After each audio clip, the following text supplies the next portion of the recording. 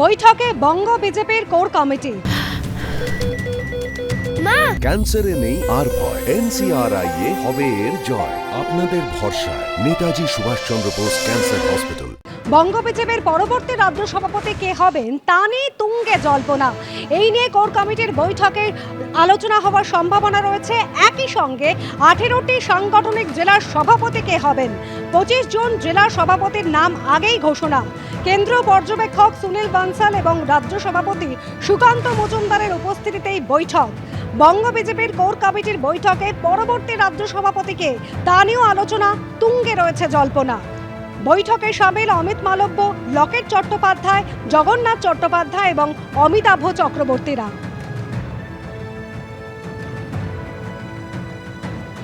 BJP কোনো পরিবারতান্ত্রিক রাজনৈতিক দল নয়, কোনো ব্যক্তি নির্ভর রাজনৈতিক দল নয়। সভাপতি পদটা এখানে একটা বহমানতা। বিজেপির রাজনীতি 365 দিনের রাজনীতি, মতাদর্শ নির্ভর রাজনীতি এবং নির্দিষ্ট কর্মসূচিকে সামনে রেখে মানুষের দরজায় পৌঁছানোর রাজনীতি। তো সেটা আমাদের মতো চলছে। আর কেউ যদি আত্মমুগ্ধতায় মগ্ন হয়ে গিয়ে মনে করে যে তারা অনেক দূর এগিয়ে গেছে এই নির্বাচনী লড়াইয়ে, সেই আনন্দে তারা থাকতে পারেন। তবে এটা নিশ্চিত, এই মুহূর্তে পশ্চিমবঙ্গের মানুষ অস্তিত্ব রক্ষার প্রশ্নে তৃণমূলকে বিসর্জন দেবার দিন গুনছে।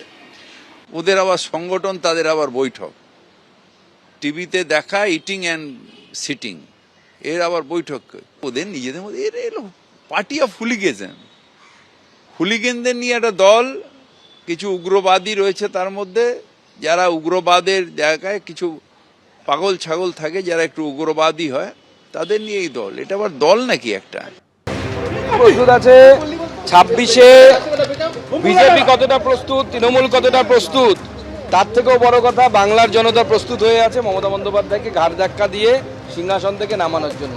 এই শাসক, যে শাসক দুর্নীতিতে ভরা, অ্যাপিজমেন্টে ভরা, যারা ইনক্লুসিভ পলিসি নিয়ে চলে না, শুধু বিশেষ ধর্মীয় গোষ্ঠী ফেনাটিক পাবলিকদেরকে যারা সাপোর্ট করে, এবং এই ধরনের মানসিকতা, যে মানসিকতাগুলো ইদানিংকালে আমরা মিডিয়া এবং সোশ্যাল মিডিয়ায় দেখতে পাচ্ছি, সেই সরকার বাংলায় টিকতে পারে না, বাংলায় টিকবে না, এক্সপায়ারি ডেট পার হয়ে গেছে। আমাদের যেরকম বৈঠক চলে আমাদের প্রতিবার, সেরকমই বৈঠক আমি মনে করি।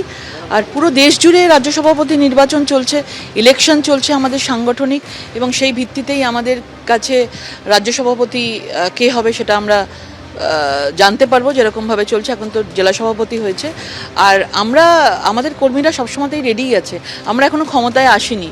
সুতরাং 2015 থেকে যদি লাস্ট 10 বছর আমরা দেখি, আমরা একের পর এক ইলেকশন যখন লড়ছি তখন পুরো 100% দিয়েই লড়ি, এবং যেদিন আমরা ক্ষমতায় এসে যাব তখন আমরা বলবো আমরা নতুন কিছুর জন্য তৈরি হচ্ছি।